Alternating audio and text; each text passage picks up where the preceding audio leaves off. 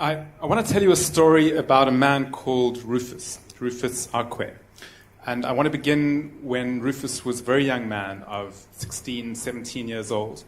He lived in Monrovia, the capital city of the West African state of Liberia, and on a street called 12th Street in a neighborhood called Sincor. Now, the people of 12th Street were pretty poor and humble people. Although they lived in the city, not in the countryside, each family had built its own home with its own hands using clay from a river that ran past the end of 12th Street. So a pretty humble place. And to be poor in Monrovia and Liberia at that time was doubly difficult because from the inception of the country, about 137 years ago, it had been run by a small aristocratic elite called the Liberians. And they traced their heritage to freed American slaves. And they ruled by virtue of the fact that they were not African. They ruled by virtue of the fact that they traced their heritage to something Western and Christian and not African. So that's one of the reasons it was doubly difficult to be poor and humble, because who you were was not valued. Who you were kept you in your place.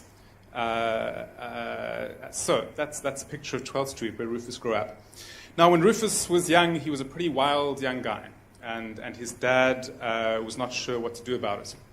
And he thought the best way to deal with Rufus's wildness was to get him absorbed in a craft, get him absorbed in something he was good at. And so he sent Rufus to an old man who was a tailor, who taught Rufus how to sew. And it turns out Rufus was an incredibly talented person on a sewing machine. And he was soon sewing beautiful suits for men and dresses for women and making a bit of money on the side. But what he really, really wanted to do, more than anything else, was to sew soccer jerseys. And I'll tell you why.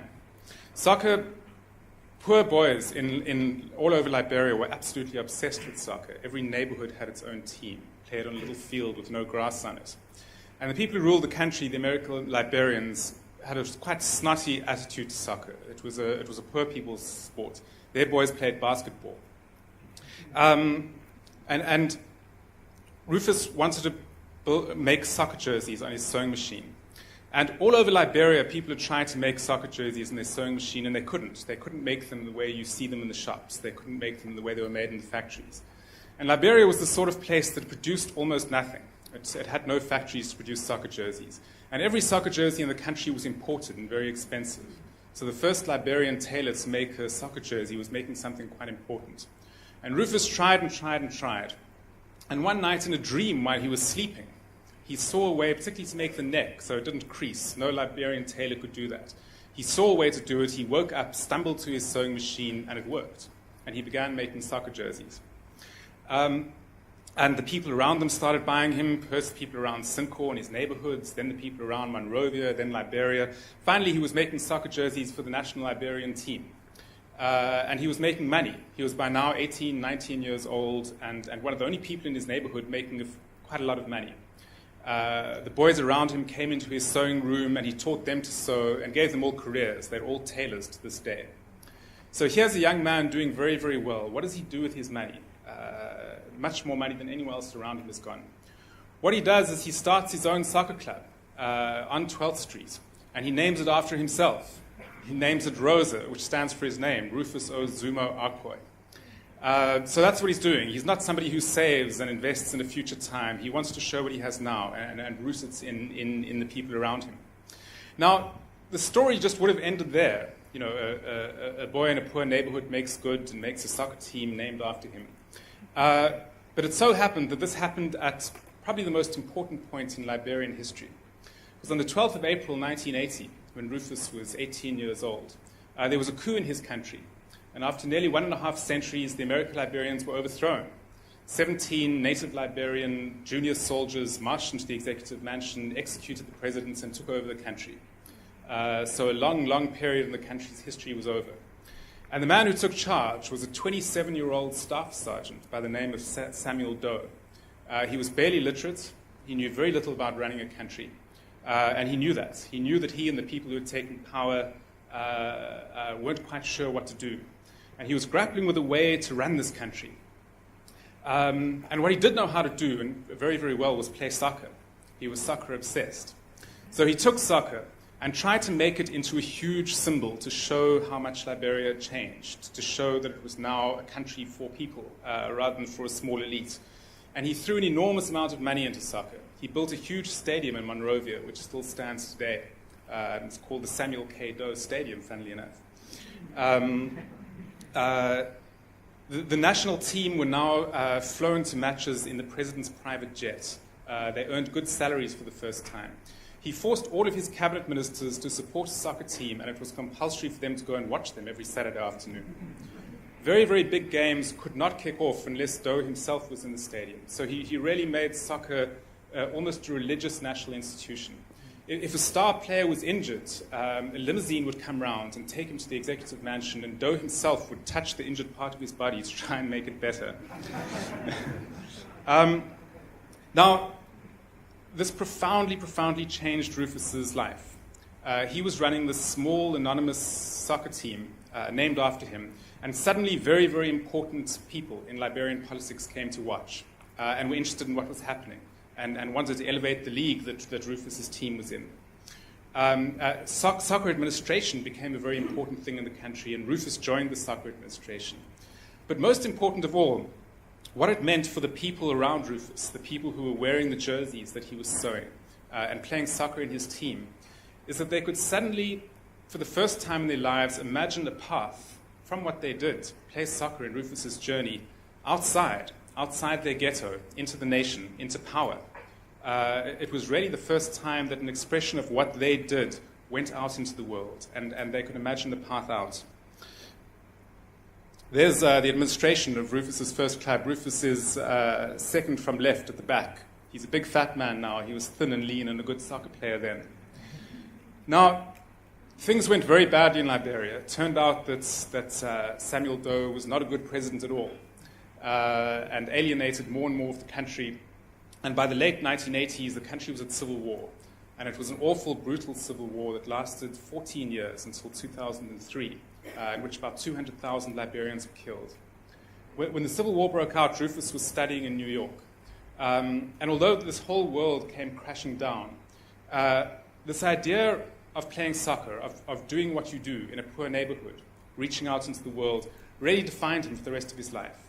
So he was living in New York, and thousands of young Liberian refugees, many of them child soldiers, many of them boys with Ruined lives who fought in the war, came to his neighborhood. And he established a soccer club called Rosa. And he told his American sponsors that it was an African word for resilience. And he got these kids off the streets and into a soccer club. And then he went and did the same in Minneapolis, where there was a Liberian community there, and the same in California, where there's a Liberian community there. So he tried to recreate this sacred world he'd known in the early 1980s, where what kids did could go out into the world. And his idea was to really sweep up all the Liberian youth who'd been scattered around the world, bring them into soccer teams, come home and run for president of Liberia. Now,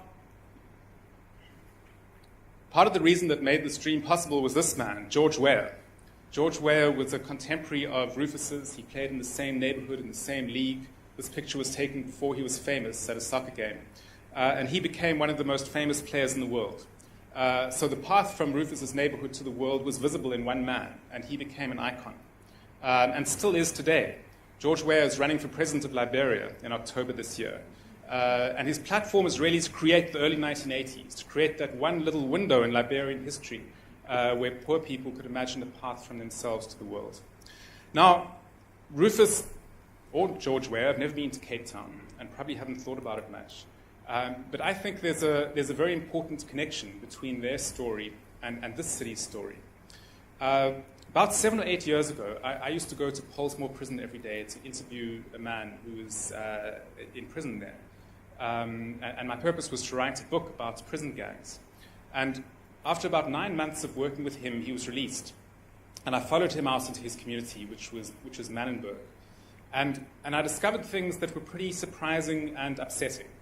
I met young people, 14, 15, 16 years old, who had only ever been to the center of Cape Town 2-3 times in their life, despite really living in walking distance. The city was absolutely close to them. One had been to Cape Town, to Golden Acres, to buy shoes for a wedding. That was one of the 2 or 3 times that that he'd been to the centre of Cape Town. And the symmetry or the similarity is really similar. You live on a street and the street is closed in around you. The walls are in around you. Who you are doesn't resonate anywhere else into the world. The sound just bounces back to you. And I think that is one major reason for gangs. I think that if what you do, if the way you express yourself is locked up in your neighborhood, finds no expression in the world, then the way you show yourself to the world is to be ugly. If people can't see what you express, then they can fear you. You can be violent. That is your way of being in the world. I think there's a strong correlation between whether what people do and what they express is out and visible in the world and who they become. This is Rosa today, Rufus's team. He re-established it in Monrovia. Not a very good field. Back to Cape Town. You all know what that is, right? The Athlone Tower is imploding. That happened last year, and there's a question of what to do with that space now. Now, I think that there are two very important things about that space. The one is that it's at the beginning of the N2. And if you look at how poverty is distributed in Cape Town, about 60% of the poor live alongside or near the N2, beginning with the outskirts of Lange, going all the way close to here, to the far shacks on Khayelitsha on your right, to Delft on your left. So the question of what is built around that area is very, very important for the future of a lot of people. And there's a second very important thing about that space, and that's that it touches Athlone on one side, Lange on another, and Pinelands on another. And so it's a very unique space where three very, very different parts of Cape Town come together. And therefore, it's one of the only spaces in the city where the different parts of Cape Town can actually see one another. One can express who one is in front of an audience, and that makes it a very unique space. So the question of what's going to happen to the space is very, very important. Now, what I think should happen to the space is literally there should be bridges built from Manenberg, from Athlone, from Lange into the space. Public transport should be built around it. Pedestrian walkways should be built around it. It should be a bridge, literally, from the Cape Flats to another part of Cape Town.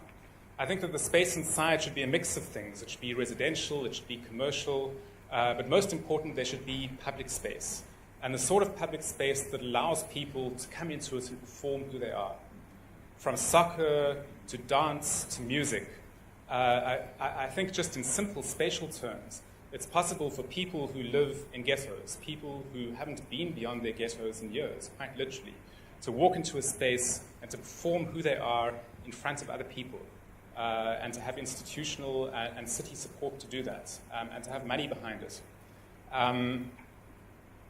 As I say, Rufus has never been to Cape Town, but I'm absolutely sure that if I would take him to Manenberg tomorrow and show him round and show him what the kids are doing there, he'd know exactly what needs to be done urgently.